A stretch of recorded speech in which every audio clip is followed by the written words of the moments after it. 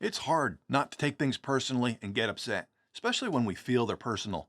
Today, we're diving into something that affects us all at some point, taking things personally. Now, how many of you have found yourselves losing sleep over a coworker's comment or stewing over a friend's offhand remark? It's human, right? But it doesn't have to control us. Let's start with a simple truth. Not everything is about you. It's a tough pill to swallow, right? But think about it.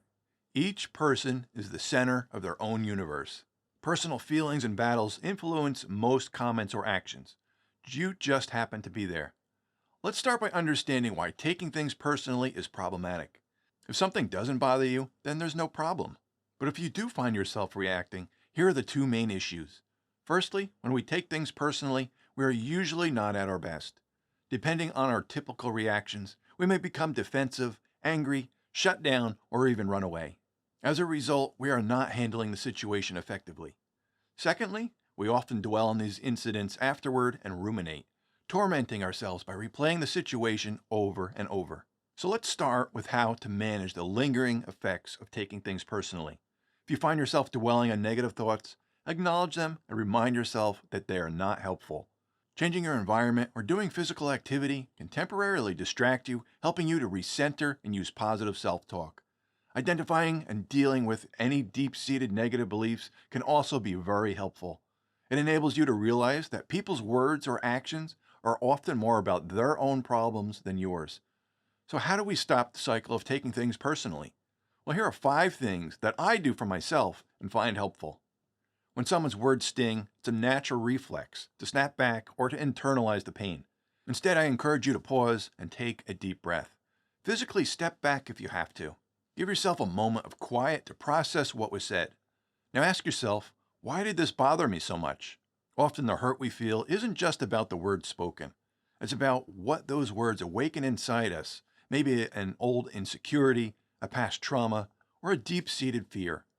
It could remind you of a time you felt belittled, unloved, or not good enough. This self-awareness is powerful. It's the first step in disarming the triggers that set off your emotional defenses, allowing you to respond with wisdom instead of wounding. Step 2 is seeking clarification and not conflict. Instead of stewing in silence, seek clarity. A simple, "Can you explain what you meant by that?" can open a dialogue and often reveal that the intent behind the words wasn't as harsh as you perceived. Step 3 is know your worth. This is crucial, and you need to be secure in who you are. If you know your value, someone else's opinion won't easily shake you. Your self-worth should never be tied to someone else's commentary. Fourth, I like to set boundaries. Not everything needs a response.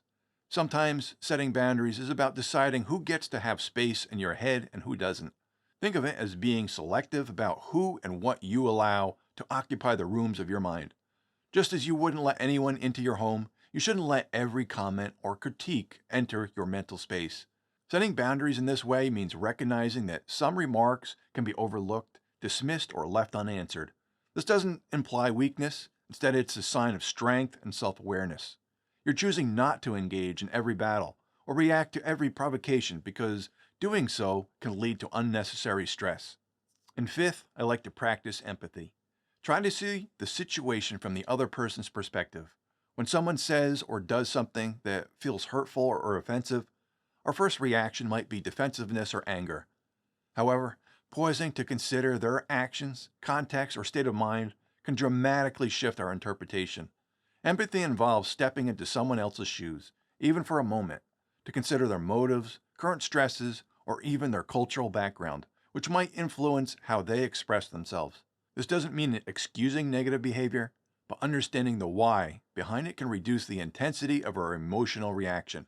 For instance, if a coworker snaps at you, instead of snapping back or harboring resentment, consider what might be going on in their life.